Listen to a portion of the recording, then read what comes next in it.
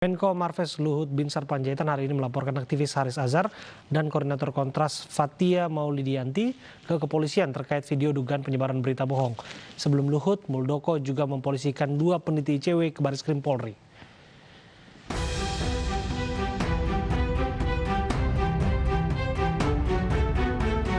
Menteri Koordinator Bidang Kemaritiman dan Investasi Luhut Binsar Panjaitan melaporkan aktivis Haris Azhar dan koordinator Kontras Fathia Maulidiyanti terkait dugaan penyebaran berita bohong ke Polda Metro Jaya siang tadi. Laporan Luhut merupakan buntut dari unggahan konten video di kanal YouTube milik Haris Azhar. Dalam video itu, Luhut dituding bermain dalam bisnis tambang di Intan Jaya, Papua. Luhut menyebut laporan dibuat karena somasi yang ia layangkan tidak direspon. Ya sudah 2 kali dia tidak mau, ya saya kan harus mempertahankan nama baik saya, anak cucu saya. Jadi saya kira sudah keterlaluan karena saya sudah minta 2 kali untuk minta maaf, tidak mau minta maaf, ya sekarang kita ambil jalan hukum. Jadi saya pidanakan dan perdatakan dia. Selain gugatan pidana, Luhut juga mengajukan gugatan perdata sebesar 100 miliar rupiah. Toba Sejahtera Group ini juga dimiliki sahamnya oleh salah satu pejabat kita. Siapa? Namanya adalah Luhut Binsar Panjaitan. LBP, The Lord. Lord Luhut. Gitu. Okay. Jadi Luhut bisa dibilang bermain di dalam pertambangan-pertambangan yang terjadi di Papua hari ini. Aksi pejabat melaporkan aktivis dan lembaga ke kepolisian dinilai publik seakan mereka berkuping tipis. Sebelumnya, Kepala Staf Kepresidenan Muldoko melaporkan 2 peneliti Indonesia Corruption Watch ke Barreskrim Polri. Pelaporan terkait tudingan ICW soal Ivermectin. Pelaporan dilayangkan setelah Muldoko melalui kuasa hukumnya memberikan 3 kali somasi ke pihak ICW. Saya sebenarnya sudah memberikan kesempatan ya berulang kali, 3 kali untuk bisa menjelaskan dengan baik, memberikan bukti-buktinya. Dan kalau itu tidak bisa, saya beri kesempatan lagi. Berbeda dari Luhut dan Muldoko, Presiden Joko Widodo memilih jalan lain. Presiden Jokowi mengundang Suroto, seorang peternak ayam, datang ke istana untuk berdiskusi. Atas aksi Suroto yang memprotes Jokowi, Suroto tak hanya diundang ke istana, namun ia mendapat bantuan 20 ton jagung dari Presiden. Fenomena aksi lapor pejabat mempidanakan pengkritik apakah terlalu keras jika menyebutnya represif, ketika mereka memiliki banyak ruang untuk klarifikasi.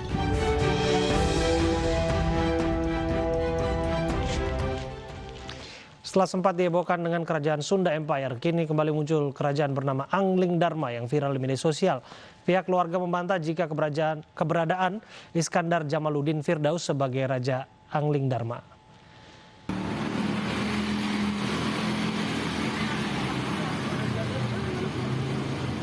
Warga Kabupaten Pandeglang, Banten dihebohkan dengan sebuah bangunan yang terletak di Kampung Salangsari, Kecamatan Mandalawangi, Pandeglang, Banten. Bangunan ini viral karena disebut-sebut sebagai istana kerajaan bernama Angling Dharma. Laksana istana kerajaan Islam, bangunan memiliki gapura dihiasi dengan ornamen tulisan Arab. Begitu pula sejumlah bait berbahasa Arab terlihat di bagian dalam area bangunan ini. Pemilik bangunan adalah seorang lelaki tua yang dijuluki Baginda Sultan Iskandar Jamaluddin Firdaus. Oleh warga sekitar, Iskandar Jamaluddin Firdaus dikenal sebagai sosok yang dermawan, suka memberi, membantu kepada yang tak mampu. Sebenarnya di situ tuh apa, Pak? Pesantren atau tempat apa gitu, Pak?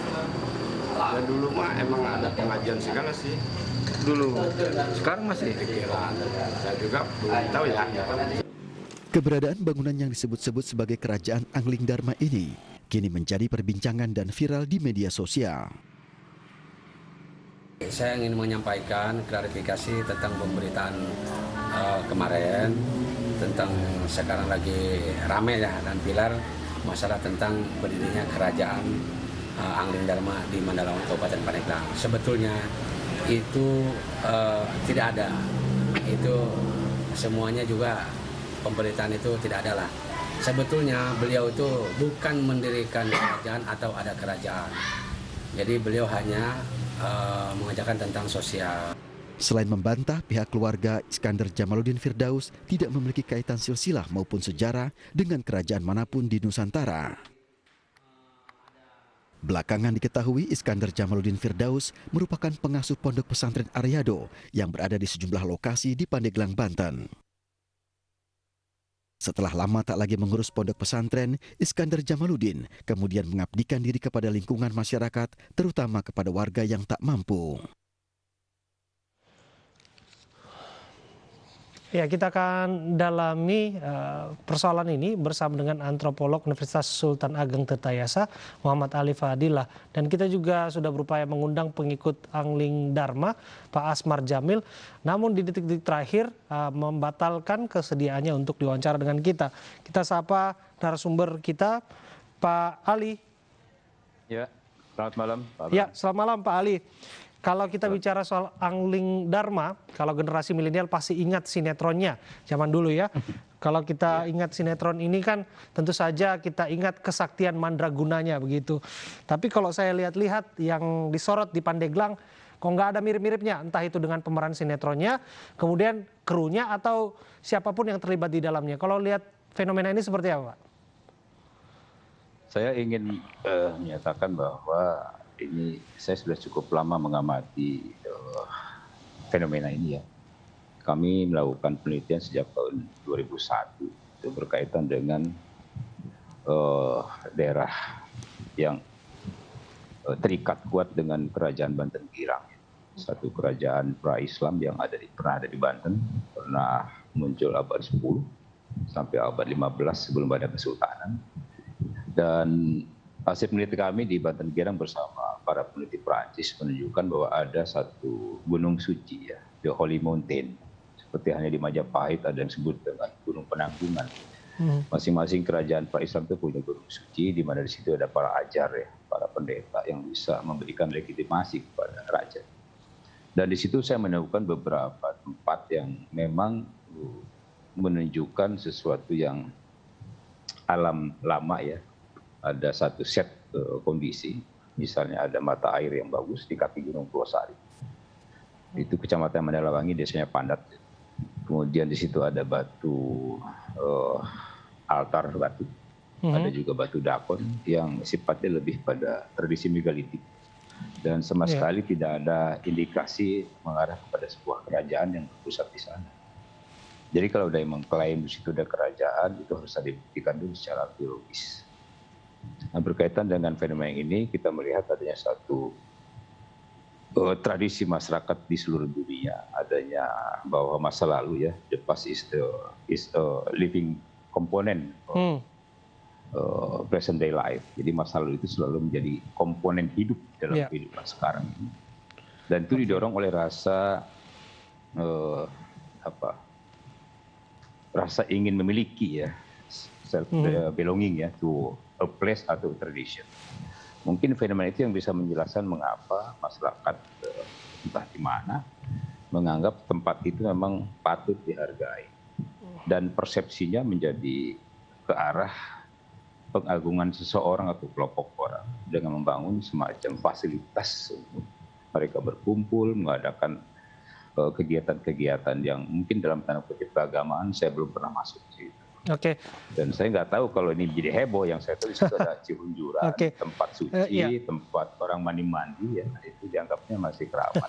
Disebutnya juga itu mata air Angling Dharma. Saya juga bingung bagaimana menjelaskan dari mana asal usulnya bisa disebut Angling Dharma. Kalau kita berbicara soal Angling Dharma kan kita nggak bisa lepas dengan sastra Bahtara Yuda, sejarahnya, kemudian juga Jayabaya dan lain sebagainya begitu.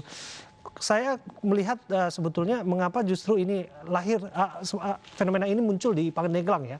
Kalau kita tahu kan kedekatan ini justru ada di Jawa Timur, kemudian ada di Jawa Tengah, bahkan di daerah Jawa Timur itu ada kota, kalau saya tidak salah ya, itu Bojonegoro yang siap mengatakan bahwa mereka adalah ikon kotanya adalah Angling Dharma dan lain sebagainya begitu. Kalau Anda melihat apakah ini memang mengada-ngada? Yang saya tahu itu banyak sekali tempat-tempat berziarah di sana. Banyak orang dari Jawa juga berziarah ke sana, dari Jakarta, dari Bogor. Mereka kan punya persepsi masing-masing tempat itu. Mungkin hampir sama dengan tempat yang mereka kunjungi di tempat-tempat yang disebut Angling Dharma. Kemudian saya juga nggak tahu bagaimana ini ceritanya bisa disebut Angling Dharma. Yang saya tahu itu adalah situs megalitik Cihunjuran. Nggak jauh dari jalan, jadi persis di kaki Gunung Purwosari, dan ada mata air di situ yang sekarang sudah jadi tempat wisata. Nah, bangunan ini kemudian sepertinya di pinggir jalan nih, yang setelah saya lihat. Masyarakat itu tidak punya dongeng tentang Angling Dharma. Betul. Jadi yang ada dongeng adalah tentang Ki Mandala dan Nyi Wangi bertemu membangun tempat itu dan seterusnya. Tetapi data arkeologi tidak menunjukkan adanya sebuah kerajaan apapun kecuali tempat yang dianggap suci. Bahwa disebutkan ini adalah ini disebutkan pimpinannya orang yang dermawan, kemudiannya dia punya banyak santri, bantu bangun rumah warga.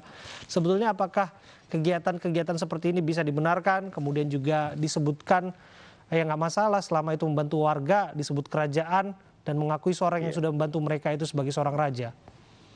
Ya, ini mungkin fenomena buat pembelajaran kita ya, bahwa seseorang raja itu sebenarnya kan apa sih? Apakah dia punya darah raja? Kan sama seperti kita. Bisa makan nasi, bisa menikah, bisa berputra, dan seterusnya. Karena kekayaannya, kemakmuran, dia bisa membayar orang, bisa menggaji orang, bisa membantu orang di sekitarnya agar memiliki, karena dengan karismanya itu mungkin dia punya legitimasi dari masyarakat bahwa ini diperlukan, tempat ini berfungsi secara sosial dan ekonomi. Baik. Saya tidak tahu dari mana sumber keuangan dia. Baik, itu yang perlu ditelusuri nanti. Kita akan dalami soal sumber keuangan dan lain sebagainya itu. Tapi kita dengarkan terlebih dahulu keterangan Asmar Jamil terkait sila Baginda Raja. Sila Baginda, karena itu dari sananya ya, bukan karena keinginan Baginda atau siapa ya. Baginda ya udah gelarnya Baginda itu langsung lah. Itu udah gelar Baginda itu langsung. Mungkin ya sosok seorang raja yang adil bijaksana mungkin yang muncul di permukaan bumi ini gitu kan. Pada intinya Baginda itu punya hati seorang raja yang adil dan bijaksana. Jadi sosok Baginda ini punya hati seorang raja yang adil bijaksana. Dulu pernah ada dalam sejarah, pernah ada Raja Angling Dharma adil dan bijaksana se-Nusantara. Mungkin jatuhnya sosok yang adil dan bijaksana disebutkan Baginda Sultan yang diklaim sebagai raja di Angling Dharma. Pak Ali, bagaimana komentar Anda? Ya, kalau dalam pengertian saya raja itu kan kepala negara ya. Dia punya kerajaan, berarti ada wilayah yang dia kuasai, ada rakyat yang dimiliki, ada aturan, ada undang-undang. Udah pasti di Banten ini sudah ada 2 kerajaan yang legitimasi, yang bisa dibuktikan secara arkeologis, punya sumber-sumber sejarah. Kesultanan atau kerajaan itu memiliki istana, kemudian memiliki wilayah yang jelas, kemudian punya undang-undang untuk mengatur masyarakatnya, punya sumber kekayaan yang jelas, seperti hasil Kesultanan Banten, dia mendapatkan puncak kemakmurannya karena perdagangan lada, ada perkebunan lada, ekspor impor, bisnis kelautan, sampai ke mancanegara. Nah, kalau umpamanya hanya membangun bangunan seperti itu, kemudian mengklaim sebuah kerajaan, rakyatnya siapa? Ini yang perlu kita memberikan penjelasan dari Pak Asmar Jamil ini. Kadang-kadang memang ini kan klaim ya, klaim sebuah kerajaan, tetapi tidak paham apa sih sebenarnya substansi dari sebuah kerajaan. Gitu, ini juga menarik sebetulnya Anda sebutkan menelusuri dana yang digunakan untuk membantu warga dan lain sebagainya. Saya kok tertarik ya mengapa ini penting untuk dibuka begitu ya. Karena kalau tidak demikian kita juga penting mempertanyakan kedermamanan beliau ini benar adanya atau tidak. Karena kita juga pernah diberikan iming-iming kedermawanan seorang di Palembang, Akiditio 2 triliun. Tapi pada kenyataannya itu hanya cerita isapan jempol belaka begitu ya Pak Ali. Iya. Ya, Pak Ali. Saya soal itu tidak mengetahui, tidak ingin masuk terlalu dalam. Tapi kalau memang niatnya ini ingin memberikan berbagi rezeki untuk masyarakat di sekitar itu, kenapa tidak? Gitu. Soal asal usul kekayaan saya tidak tahu. Baik, Pak Ali, bukan hanya kerajaan Angling Dharma, sebelumnya ada Keraton Agung Sejagat, Sunda Empire, King of the King, dan terakhir King of Lip Service. Kalau yang terakhir ini King of Lip Service ini biasanya politikus yang suka membual, bisa begitu ya.